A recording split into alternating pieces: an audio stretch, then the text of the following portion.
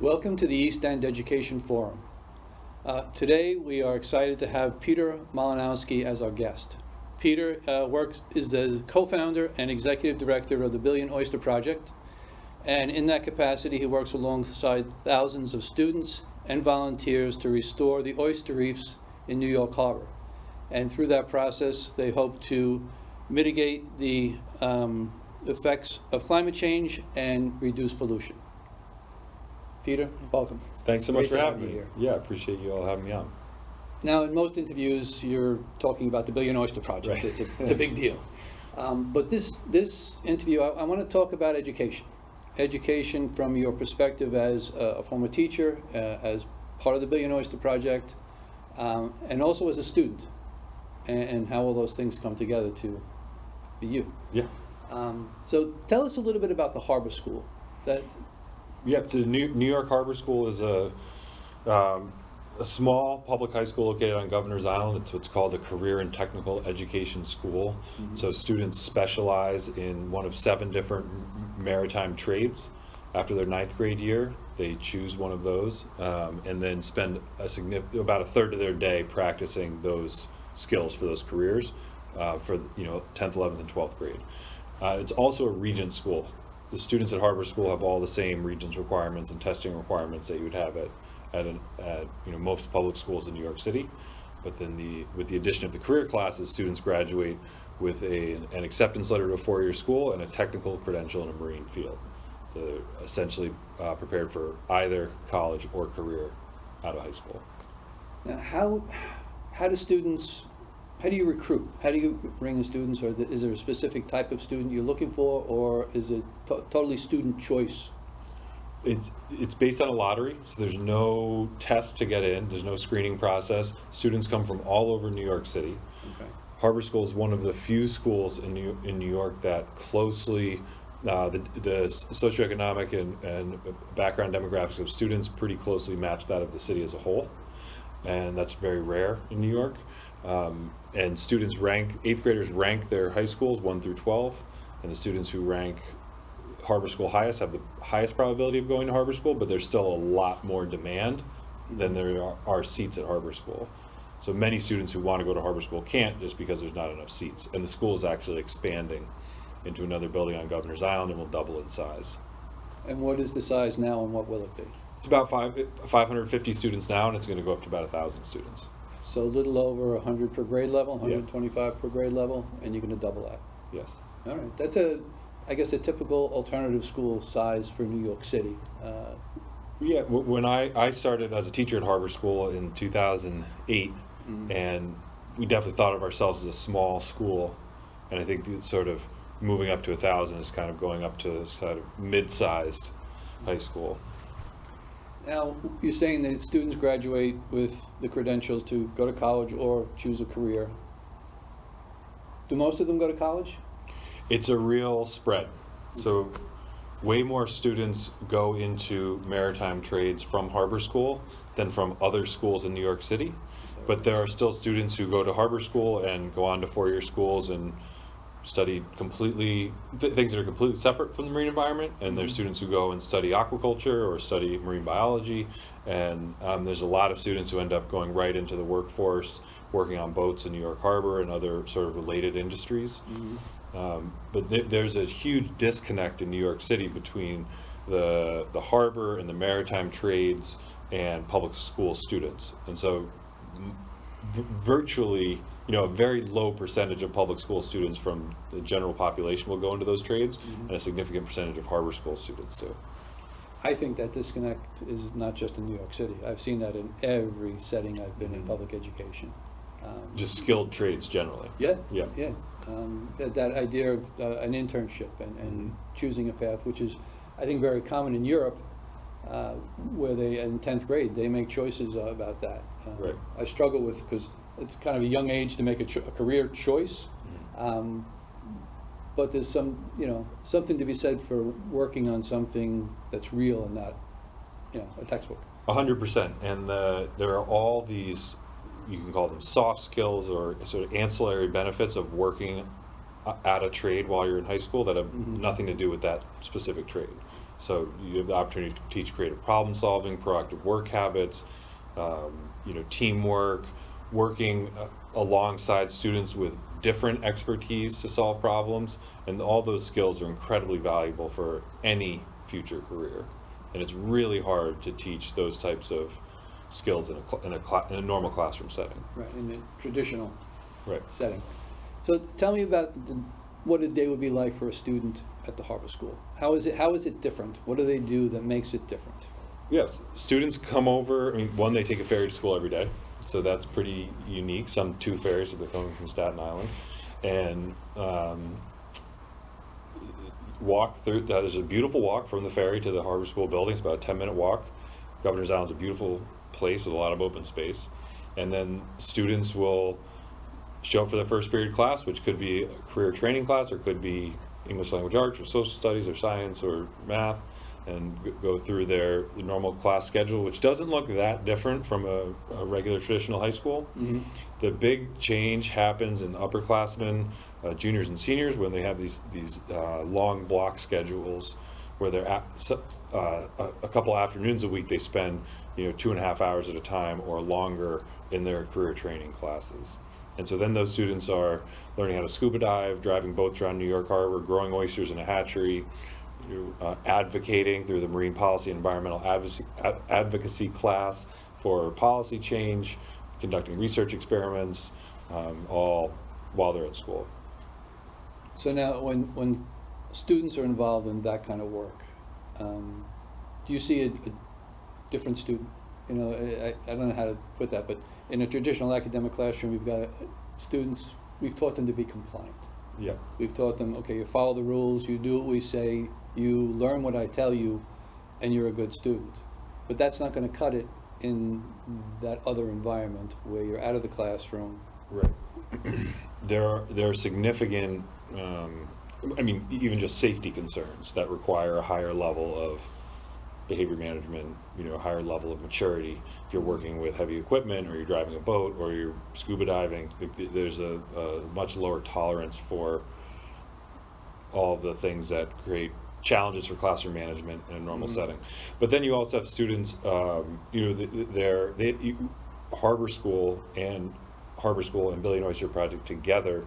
A big part of that ethos is giving students the responsibility of taking care of something, of solving problems, and so you're asking a lot of students, and students rise to that challenge. So you see 14, 15, 16, 17-year-old kids really turn into young adults in that kind of framework, where you're relying on them to navigate a boat safely, or relying on them to keep their dive buddies safe while they're underwater. And that's the most fun part of my job, and my former job as a Harbor School teacher, now working at Billion Oyster Project, is just watching young people sort of take over that ownership of the resource and ownership of their projects, and start really acting in a whole different way. In more of an adult way than we would expect them Yeah. to in high school. When you think about the students that come to your school, now you had said it's basically there's no entrance exam. Mm-hmm. They just want to go there. So you have a pretty normal mix. It's not like all straight A students. Right. In most high schools, if I said we're going to give kids a little more responsibility and give them the reins a little bit, teachers will be afraid, administrators will be afraid that, okay, only some kids can do that. Yeah. That doesn't seem to be your experience. No, there are definitely situations where some students are more challenging than others, and maybe some students wouldn't be the ones to, you'd have different amounts of confidence in different students to perform different tasks. That's going to be true at any high school. Yes, I think. But there are definitely students who do not flourish in a classroom environment who flourish in a more alternative environment, and so it's not, your GPA isn't going to determine your success at the driving a boat. But there's obviously some correlation sometimes, but it's not. It's two different things. And a lot of, we have on our professional staff at Billion Oyster Project right now 3 former Harbor School students, and one of them, I was never her teacher, but I bet she was a very high-performing student, and the other two were not, but they flourished in that other environment and are now working to restore oysters to New York Harbor. Actually, this morning, I was kayaking with two interns for the South Fork Sea Farmers in one of the local harbors, and we were talking about school. And these are two high-achieving students. Mm-hmm. And I asked them, I said, you know, is school fun? Is it exciting? And they, no, it's boring. But they know that their grades in school determine what college they can go to, so Right. that's the motivation. If you come from a setting where that's not your motivation, then trying to excel at school, you know, there needs to be a purpose for your effort. Right. And if there's no connection to your future, I think it's harder for kids to put in the effort. It's a whole carrot and stick, Mm-hmm. right, situation where if you have that intrinsic motivation or that very future-looking plan, that's your carrot, and you're working towards something positive. But if you're not necessarily, if you don't have that, and then teachers rely more on sort of negative reinforcement to prevent bad behavior as opposed to, The idea of intrinsic motivation, we don't teach for intrinsic motivation. We do all our motivation is extrinsic. We're saying you're going to get this grade, or Right. this bad thing is going to happen if you don't. I think that's one thing we fall short on, starting in kindergarten, is fostering that intrinsic motivation, getting kids to be passionate about something and dig into it. yeah. And I'm gonna have to cough here for a second. It's all right. Sorry, some water. Excuse me.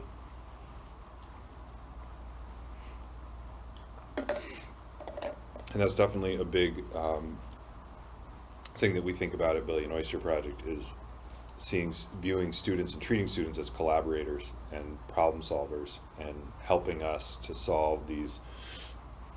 answer these big questions that we're working on, because I think that is very motivating for students. If they know that the work product of the work they're doing in class is of value outside of the classroom. That's exactly what the students were talking about this morning, because the work we're doing in the harbor was real. They're Right. working on real problems, and they found it very exciting. And most of school is to work on I don't want to say, I'm sorry. it's okay. Gotta take- Simple, but not intensely, not really complex problems. And the answer is somewhere in the back of the book. Right, it's a problem that someone solved a million times. Right. And if you practice it enough, you can solve it easily. And you will do well on the test if you do that. Right. But will you know anything? Will you know how to do anything when you leave? Let's talk about growing up on Fisher's Island. That must have been incredible, because it's such a unique setting. Yeah. It's tiny. Tell us a little bit about that. And I think it speaks to a lot of the things you were saying, because personally, I never liked the school part of school. I liked having conversations with teachers and spending time with friends and the conversations of school, but the schoolwork was always really hard for me. And that whole time I was going to school, I was also working on the farm with my parents and siblings, and learning sort of advanced biological concepts about oyster farming, but, and really excited to learn them and really excited to figure that out. And so the idea of hands-on learning, purposeful learning, when I met the founder of Harbor School, it just resonated so strongly with me from that time growing up on Fisher's Island. And that was, it was all of the stuff was fun. The hands-on work was fun, the driving boats was fun, the learning how to work in the hatchery was fun, and it was all a higher level of understanding than I was getting, than I was able to achieve as a student through schoolwork. Right, and when you said there are many different ways to learn. Yeah. And some students do very well listening and internalizing and knowing what was told to them. That was not me either. But I'm curious to see, because you eventually became a teacher. Yeah. So your motivation going from, school didn't work for you, or it didn't work as well as it could have, But you're obviously capable of learning at a very high level. You've taken a leadership position. You're internationally known at this point. So where does that non-student decision come to, okay, now I'm going to go try teaching? Well, there's a few different things at play there, and one of the big ones is I have, in many ways lived a blessed life, and there's an incredible amount of privilege involved with the path that I've had. Growing up on Fisher's Island is, there's 200 people that do that. 200 year-round residents in total. Right. I grew up with Fisher's Island Sound as my backyard. It's the most spectacular, beautiful piece of nature that I still have ever seen, and that was my backyard. And I grew up on a farm. My parents were very deliberate in involving all of us in the farming, that lifestyle, Mm-hmm. and understanding where our food came from, in like really a really close relationship with nature, and we talked about it all the time.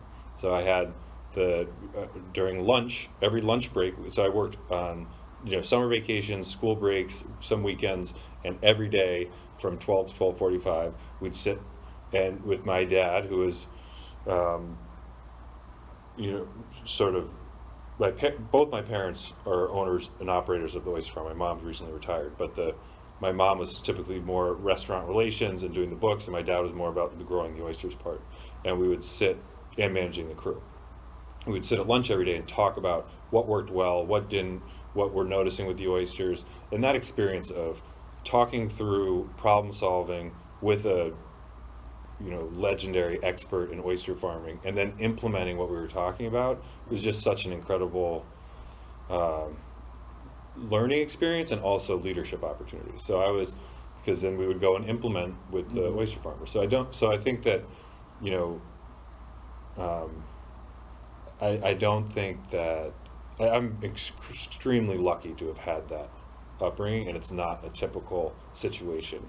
But I do think, and we see that with students at Harbor School, that the more homogenized learning is, the more you focus on a very specific group of students who flourish in that environment and exclude everybody else. And so having a style of teaching and learning that applies to a diversity of learning styles it's totally unfair to not do that. I agree 100%. And it's the same with the screens. And we saw this during COVID. The screen is just another way to narrow the group of students who are going to be successful, and the groups of professionals who are going to be successful, because everything happens through that interface. Through the screen, yeah. Do you think that experience, that true problem-solving experience, that you talked about at work, could that be part of most students' day at school? Elements of it, absolutely, and that's part of the philosophy of Harbor School, and it's part of the ethos behind Billion Oyster Project. Is that restoration and education, restoration through education, education through restoration, is creating this giant, important, complex problem to solve, and then building an education program around that. So there are multiple opportunities for creative problem solving and trial and error, and trying different things, and working with your hands, and diversity of learning styles, and all of that. But it's all based around that idea that that the work products that students are producing in school should have value, should be important, have real importance outside of the classroom. So students are partners and not part of like a whatever you call them, widgets. Widgets, yeah, okay. What you're talking about is, think about what most of school is, and most of the assessments we use are multiple choice, Right. which I don't know any job you're going to go to where they're going to ask you multiple choice questions. Correct. It's just, so we're looking for simple questions that have a simple answer that can be memorized. And some kids are very good at that. But that's not going to help them outside of academic endeavors. Right. So experiencing, it doesn't, I don't think it matters as much, and you touched on this before, exactly what the real problems they're working on.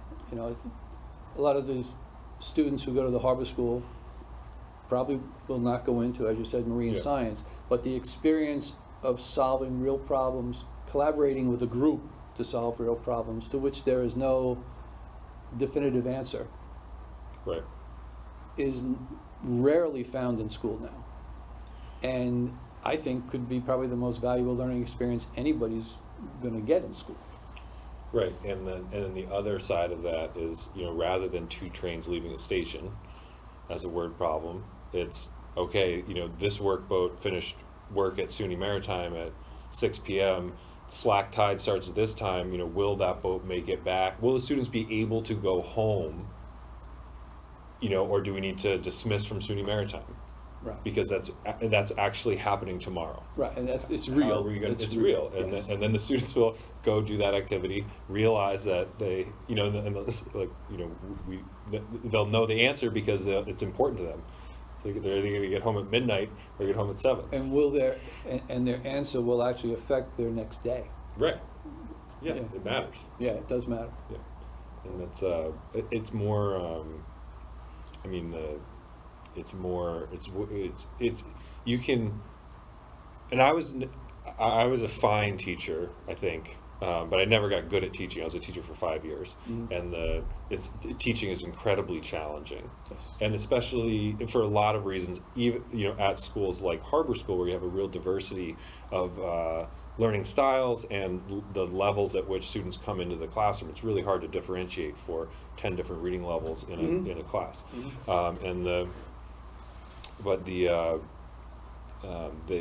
there's a lot of pedagogy is about, how do you motivate students how do you create a learning environment where students want to learn, or how do you create an activity that's engaging, and if you can teach a group of students who want to learn, it's a totally different experience than teaching students who are there because they have to be there. Yes. And it's the same at work. You have, in any workplace setting, if you have people at your workplace who are trying to accomplish the task of the day as opposed to punching the clock, it's a totally different work environment. And that's the coolest thing about Billion Oyster Project, is this amazing group of people that we brought together to work on this stuff together. And that's what it is. Everyone's super passionate about what we're trying to do and works really hard and is thoughtful and creative because they're trying to accomplish the mission of the organization. And the mission is important. It's to important to them and in the bigger picture. We think so. Yes. No. That is what brings groups of people together to be their best. Right. I've talked a lot about this at schools where having a vision and moving the entire school in a direction, getting the staff to buy in and understand that that's important and moving in this direction is better for kids, then you can get the enthusiasm, then you can get teamwork. I mean, teachers, a generation ago of teachers, and some today want to close their door, teach their lesson and be done. And when we bring a team of teachers together, working on creating an experience for students, not a lesson, but an experience from which they'll learn something, I think the product is more engaging, and I think the enthusiasm of the teachers is felt by all the students. Yeah. And I think that is, and I've been removed from the day-to-day at Harbor School for 8 or 9 years, as far as the professional development and the conversations among teachers and with the administration. And so I don't want to speak directly to that at Harbor School, but the pressures put on teachers and on administrators are ever changing and incredibly and relentless. Yes. And so the system is not designed for risk taking. We see this at Billion Oyster Project with our with field-based instruction for middle schools all throughout the city that we work with. It's harder and harder to take a field trip, for a teacher to take a field trip. It's harder and harder to be creative with what you're teaching in class, because you're either teaching to the test, or there are requirements placed on you by your administration or by the city that change with new, as people turn over at the Department of Education. So I think it's really hard to because in order to have any kind of significant change at a school, you need a period of transition where you say you'd expect to have lower test scores or something like this because you need to learn a new way of doing things, and that it's really hard to find space for those periods of transition if you're constantly trying to measure up to a new standard or keep, or your budget is determined by the success in test scores, or so it's very, the system's not designed for creativity and risk-taking. It's funny because creativity and risk-taking is how organizations learn. Right. And an organization... It's how people learn. Yeah, it is. And and a system that was put together to teach isn't put together to function that way. Right, and Yeah. I think the New York City Department of Education is the largest bureaucracy in the world. So there's some challenges. Yes. It's not an easy job. I did start in there. Yeah. It's hard to manage and move, and 1,700 public schools, 120,000 teachers, 1.1 million students. It's a lot to manage, and there definitely needs to be a certain amount of regulation to make sure that all students are being served. There needs to be, Yes. right, and so I think that's an unbelievable challenge to figure out how to create opportunities for creativity and risk-taking without ending up neglecting some students in some schools. And I think that's the challenge of any sort of big public school system, is creating that flexibility while also protecting students. And I've had this conversation with many teachers and administrators that we want classrooms where students feel comfortable taking risks and challenges and being wrong. Right. Where being wrong is actually where you learn. And we need an environment where administrators allow teachers to do the same thing. Right. And that rarely exists.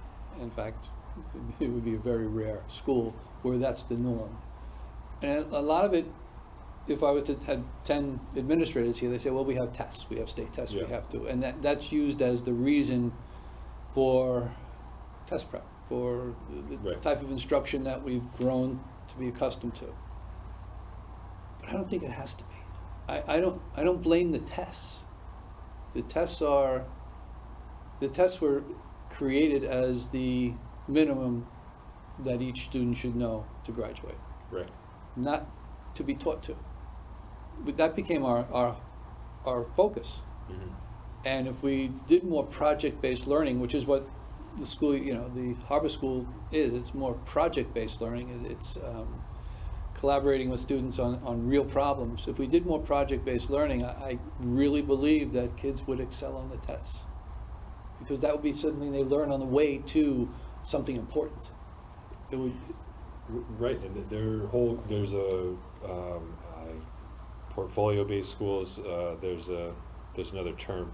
There's a whole group of public schools in New York City that do not have to pass, that get exemptions from the tests, and that's the other way to do it. And there's definitely a group of, early on at Harbor School, there were a group of teachers who were adamant that the only way we can do this is if we get outside, if we become one of those schools that doesn't have to take tests, because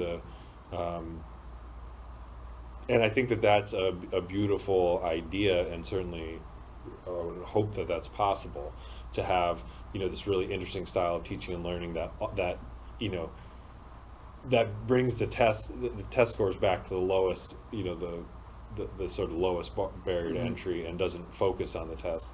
But I think getting from being test focused to that point is a risk, again, that schools are very unlikely to take, because you have to have a period of. We can't just say, okay, we're going to do it this way now. Yeah. There's a huge transition that would have to happen. Yeah. But I do think getting people to look at project-based learning and having that gradually become the norm in schools where it works. Right. And there's some places it's not going to work. It's not going to be every subject project-based learning every day. But it can work in most subjects most days. And if we gradually get teachers to start tinkering with that, or administrators to allow teachers to start tinkering with that, I think the system could move in a better direction, getting top administrators to be risk takers. That's kind of what's required because they are the ones who have to bring this to the public and say, no, this is better for your child, not in 10th grade, 11th grade, but 5 years after they graduate, when they're going to be much more prepared Yeah, for life in general and for success. yeah, I mean, I think that's definitely true. I think it's a big challenge, and I think Harbor School is a really interesting and exciting and, for the most part, successful. I mean, Harbor School is the coolest school in New York City by far. It's the school that I know best also, and I'm incredibly biased. But highest in-person attendance of any public school during COVID. That speaks very volumes, very loudly, and it takes the average commute to the ferry for students is an hour to the ferry. Then they have a 10-minute ferry ride and a 10-minute walk. So students are traveling and traveled throughout the pandemic when schools open to get out there to Harbor School, and in Harbor School students go on to do amazing things. They start at 9th grade. It's a high school? 9th grade. Okay, so their selection process in New York City is beginning of 8th grade, end of 8th grade. Where are they when they have to make It's that the beginning decision? of 8th grade, because it happens. I think the forms are due in the fall. Gotcha. So it would be the beginning of 8th grade, and I could definitely be wrong there. But I have a 10-year-old son, so and an almost 9-year-old and a 5-year-old daughter, so I have to start figuring this out for them. But those decisions are coming those decisions soon. are coming soon. But yeah, so students are pretty young when they're making that. Yeah. They're making those decisions. But again, they're not making a career choice, they're making an interest choice. Right. And that's different, you know? Yeah. So, if we would think of this big picture system-wide, could schools be set up, could New York City, Nassau County, Suffolk County be set up where there are these interest pods, interest schools, where students in the end of middle school are making choices about how they want to learn? I mean, that's a stretch from where we are, but is it possible? Well, I think that exists to a certain extent in New York City. I do not know very much at all about schools on Long Island, so I don't know that I can speak to that. But there's a ton of specialized schools in New York. So there's Brooklyn Automotive, Aviation High School, LaGuardia, so arts focused. There's all there's all the screen schools that are more maybe academic, and then there's a huge variety in New York City, and a lot of them are based around learning style or specific interests, and I think that's obviously in part a luxury of having such a huge system. Right. So I don't know if I don't know how many schools are out here. Like, Well, we have BOCES, Yep. which are that Career for training, us, right. you know. But it's sort of a magnet program where students come from different schools and go there for part of the day. And some districts are large enough to have their own programs within. But it's never going to, it's always going to be a very small scale comparative. Like even in New York City, where there are a significant number of choices, I'm going to guess that the percentage of students who actually are involved in that type of school is still probably pretty small. Yeah, and I think that the challenges that you've raised around, teaching to the test and lack of creativity and risk taking is going to be a system-wide challenge. I mean, that's a challenge at Harbor School and at every school, and so I think that's a real thing for sure. And but the experience at New York Harbor School and at Billion Oyster Project is that style of teaching and learning is more engaging, is more exciting. You have students who identify differently as human beings, see themselves as scientists, see themselves as captains, see themselves as scuba divers, rather than seeing themselves, first as a teenager. You know what I mean? So it's like the idea of seeing yourself in these careers and identifying as someone who can do that while you're in high school is really exciting. and I think that's pretty unique to Harbor School. When you were a high school student, Mhm. was there a specific class that you wanted to excel in? Was there something you said, I want to be good at this? Well, so I was, I was really just trying to pass my classes. I liked science. I always liked science classes. I majored in biology in high school. Math came easily to me, so that was and I was a pretty good test taker. So that's the only reason I passed high school, is because I could get okay grades on the test. But but I wasn't. I think I think the science classes, like life science and biology, was the ones that I was most interested in and cared most about. And it was the subject matter, probably because you were involved in it every day. Yeah, so it's something that I thought about and was interested in and cared about. I think the most interesting classes in college that I took were probably, besides, there were a couple of biology classes that were really, really interesting, but were the like creative writing classes and the sort of reading focused classes. Those are the ones that I look forward to going to the most. But which I'm thinking about now. I didn't even think about it then. It just clicked. Yeah, Yeah. That was what you wanted to do.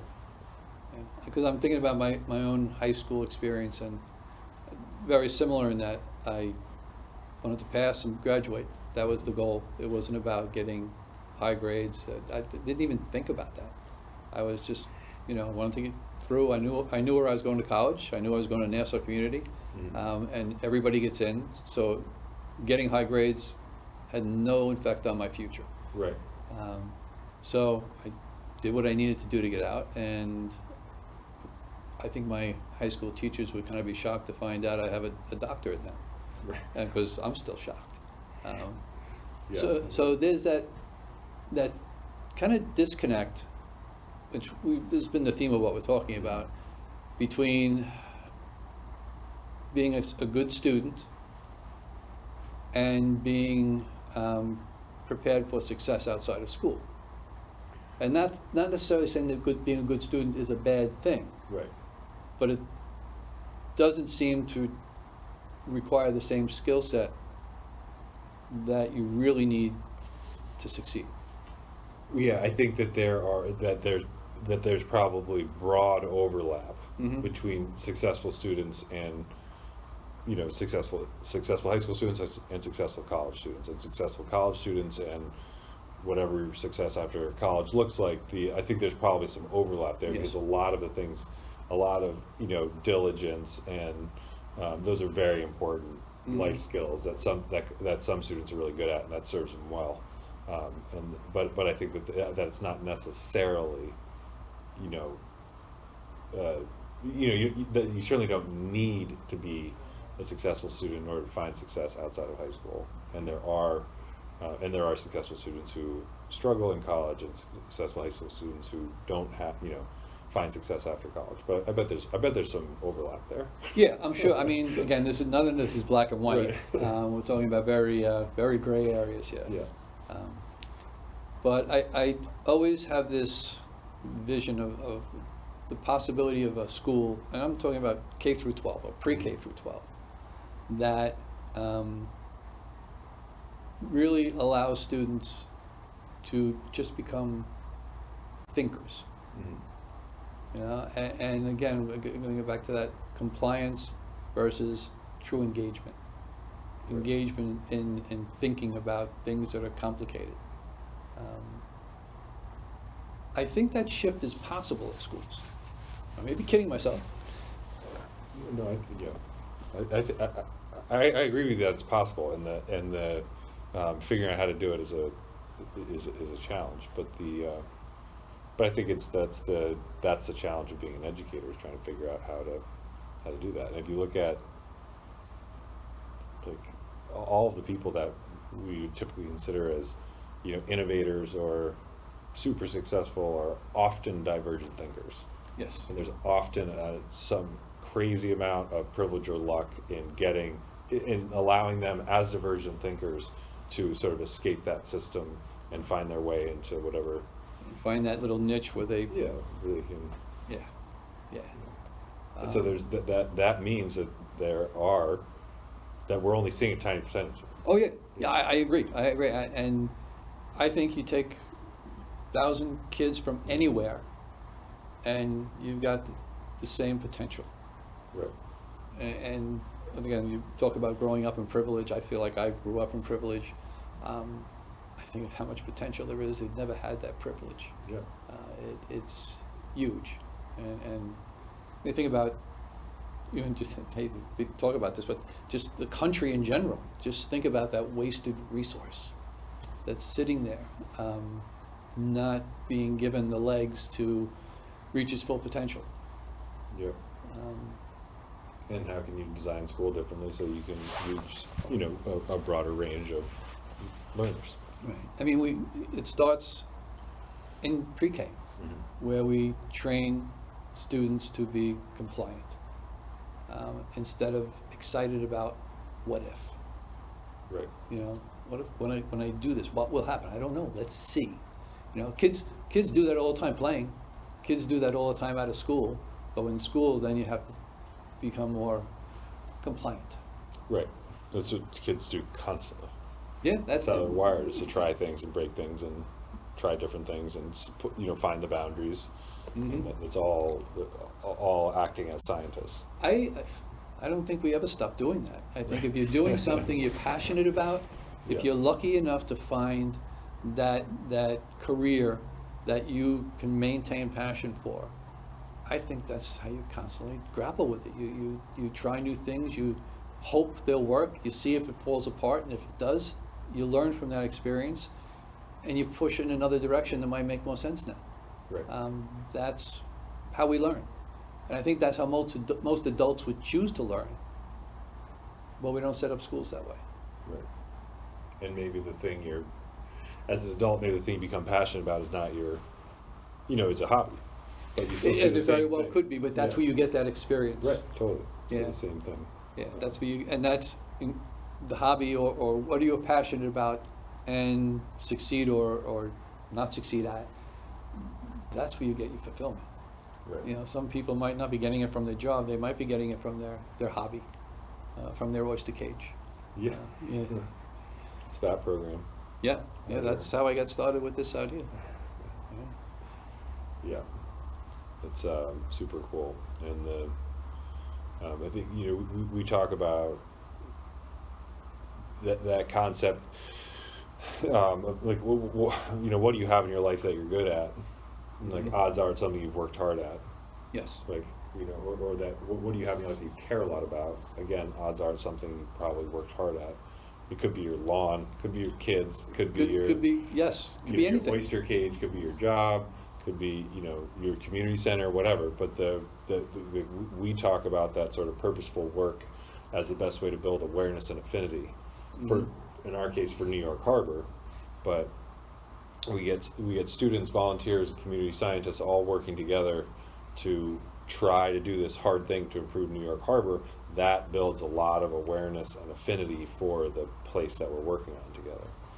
And think about it, this Billion Oyster Project is a huge scale. Just the word billion is what draws people in to start with. Sounds big. Yeah, sounds big. And we don't know where it's going. Right. You're in charge. And I'm sure you can't say, well, here's where it's going to be in 15 years. Oh, I think we're getting better at that. I think. Well, but in 15 years we will have planted our 1,000,000th oyster 2 years ago. Okay. But there are a lot of unknowns. Lots of unknowns. Lots of unknowns. And that's what we're shooting for, that's what we're aiming for, but we're still figuring out how to do that. And I think you've got to have that vision, that this is where we need to go. Right. And I talk about this and put it in the context of systemic change in schools. You've got to have, this is what schools could be. You've got to have that out there. But getting there isn't a straight line. It's never going to be a straight line. Right. Whereas in normal school, we'll make that a straight line. We will straighten it out and hammer it into a straight line so that it's simple to follow. And I don't know if deep learning is going to come from that. Yeah. And then, you would need to have a community share a common vision, Yes. or the majority of a community share a common vision, and that's a big challenge. It's a huge challenge. Yeah. Huge challenge. Because you wouldn't be able to do it with an administrator or a teacher or a school leader, because if the community doesn't share that vision, they're going to find a new school leader. And the community has to believe, and it should be very credible, that this is good for your children. Right. This is what will best prepare your children for their futures. That's the hard task ahead, convincing communities, the broader public, that these type of schools will be better and are possible. Mm-hmm. I think a lot of people would agree with everything we've said. Very few people would think it's possible. Well, those people should come visit Harbor School. Yes. Yeah, no, because there are pockets where this works. Yeah. They're rare, but even in courses, in certain courses in schools, you can see where kids flourish. They just blossom. Mm-hmm. Often it's in art, in music, where they hit that passion that I could be good at this. I might not be good at it, but I can be good at this, and I want to be good at this. And I've seen art teachers who are by far the best teachers I've ever seen in a classroom, who just inspire kids to not become artists, but to explore possibilities. Right. Some of them will become artists, maybe. But others, like me, I never got past stick men, but I sat in these classrooms and said, God, I wish I had had these teachers, because I might not have had any talent, but I might have learned about what I can do with color, what the possibilities are, what I can do with perspective. It never was presented to me in a way that engaged me. And I saw teachers, especially out here in East Hampton, who were so capable of doing that. Every kid in the classroom knew where they were in their mastery of the task, and knew where they wanted to be, and they wanted to get better. Right. And if we get kids in any classroom wanting to get better at the content of that classroom, you've done something. Right. Yeah. Students who want to learn. Yeah. Yeah, and it's meaningful. And again, 99% of them are not going on to be artists. But they're still learning valuable skills and perseverance and all that intrinsic motivation, all those other things that are going to come in handy no matter what career path or life path they take. Yeah. Yeah, So- and that's Excuse. prepared for any, prepared for success after high school, whatever that. Right, whatever that may is. be. Yeah. Yeah, the other thing, often you hear, all kids should go to college, and that's, I don't think, ever been true. Here's what I like to tell people. All kids should be prepared to go to college, and then they decide whether that's what they want to do. Right. Yeah, I think my college experience was not a prerequisite for my career path, and that I could have, it would have been theoretically possible to get my teaching certificate based on my industry experience, become a teacher, and go on to work at a nonprofit, and without a college background. But it's definitely been very helpful for me to have that science background, and to have I went to a liberal arts school, and have learning how to learn in a variety of environments, learning how to talk about and communicate with different types of people about things that are either very relevant to your day-to-day or not was super valuable. So I think and again, I was not a successful college student either, but I did make it through, and I think I definitely benefited a lot from that experience in a way that isn't necessarily like a direct line to the career I ended up having. It wasn't required for entry into the career I had, but it was definitely super helpful for me personally. You talked about learning how to learn, Yeah. which I think is huge. When I talk to people about what we want kids to leave high school with, they should know how they learn. And often that's not the case, because Right. we all learn a little differently. There's no way to do that. You know, I've seen students with headphones on and music playing who can concentrate and do things that I could never do with music playing. You know what I mean? Right. There's no right way to learn. You can learn some efficiencies and stuff from other people, but you have to learn how it works for you. And most kids, after their first year of college, come back and say, I wasn't ready for this. I don't know how to do this on my own. I've Right. never been asked to do it on my own before. And now they're saying, okay, go learn this. They have to then learn how to learn. I feel like we should be starting that in pre-K. Right, and I think, and I feel like I should qualify this all with saying I'm not an expert in education, like pedagogy or anything like that. I have a lot of experience working alongside schools, with schools. I spent some time teaching, so a lot of this is like opinion based on Yes, that perspective. yeah. But I think one of the biggest problems with standardized tests is the focus on the information rather than than the process of learning. Because there's not a lot of applications for most people for most of the math skills that you learn in high school. Most people will not use trigonometry after high school. Right. But that provides a scaffolding to learn one style, one way, one system of learning that benefits you in all these other ways. And so the problem with the test is that the focus becomes on the facts, the information, and the skills, and not on the process of learning. Yes. And like how you learn, how different students learn. And pretty much everybody in education knows that multiple choice questions aren't the best way to find out what students know and can do. Right. But it's the easiest thing to grade. Right. The easiest way to capture data. And so I do think we need testing. I do think we need standardized testing. I think it can be a lot better than it is. Mm-hmm. I think if we get away from all multiple choice questions and get more to demonstrate what you know, have them read something and do something with what they read. Now there are ways to do it that I think would make much more sense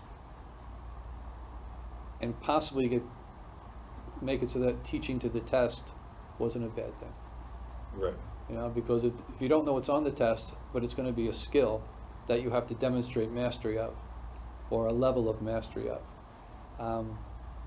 Now you can teach a lot of. Now it doesn't matter if you're teaching, problem solving in the Billion Oyster Project, or problem solving in an automotive class, or problem solving in an advanced writing class. Mm-hmm. Okay? All of them can be tested by giving new problems to figure out. Yeah, one of the great advantages of being a career and technical education teacher at Harbor School is that the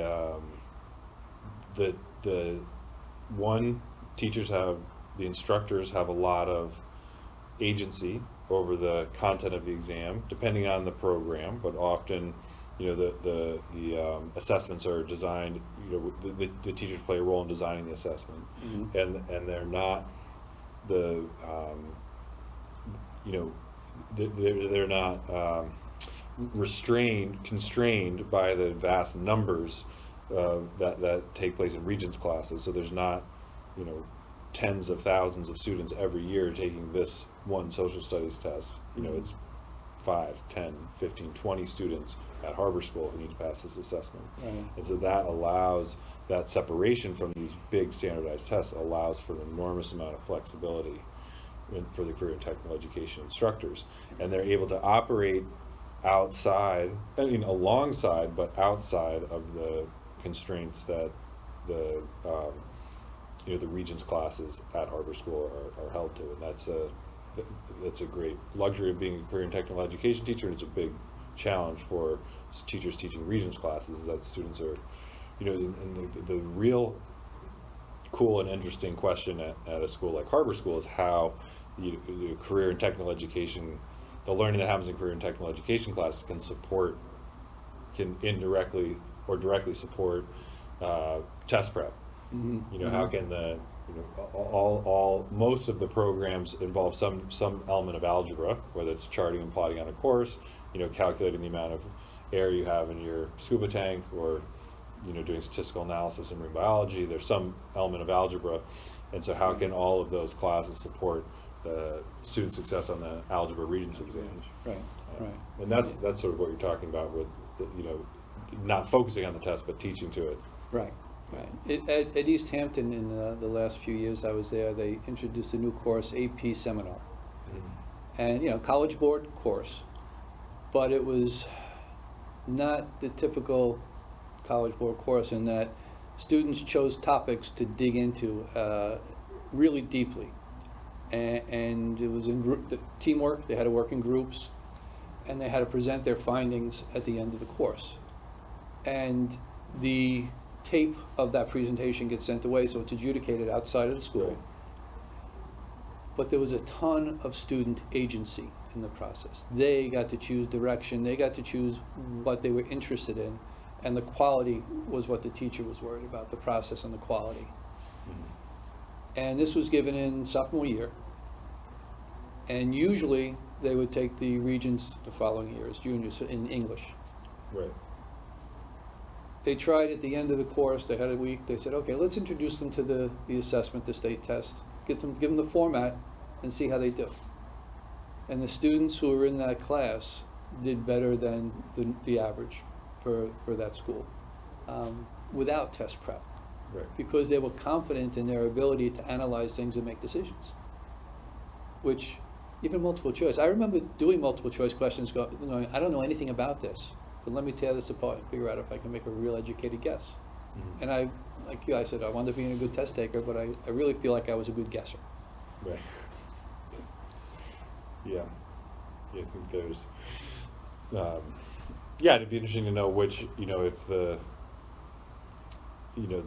which students elected to go into the AP seminar class. Yeah, Probably and it was general cross section of the student. It wasn't a total cross section, but it was in most schools. It's a very top 10% kind of class. And in East Hampton, they allowed a pretty broad band of students to get in. Many who didn't excel in academic classes, but rose to this challenge, as you said they would. Yeah, that's pretty neat. Yeah, it was interesting, and it was great to see a group of teachers willing to take that risk. It was cool. Yeah. So AP classes allow you to exist outside of the and every pass on an AP. If your teacher, every pass is a win. There's not a, if you have there's not an expectation of a certain number of students getting certain scores on your AP exams, so it allows you a little more flexibility with your instruction. A little bit more. They feel a lot of pressure because everybody who elects for the AP wants the credit, and there are parents and administrators so there is a lot of pressure. I always thought their stats in AP was always, okay, I've got 20 kids in this class, and what percentage got a 3? Okay, right. 4, 5. And I always thought if we did that as percentage of cohort, it would be a much smaller percentage, but now you'd want to include as many kids as possible. Right. Little twist just to open that up a little bit, but hard to sell. Yeah. Everyone take AP classes. Yeah. Well, our time's just about up. Pete, I'd like to really thank you for coming. It's been a great conversation. I enjoyed this immensely. I hope the audience also enjoys. Me too. Yeah. Thanks for having me. Pleasure. Really great to meet you. And Appreciate I'm the sure we'll keep in touch. conversation. Yeah. And before I finish, I have to thank the East Hampton Education Foundation for their support of the series. They've provided scholarships and grants to all the schools on the East End since 2005. Thank you very much.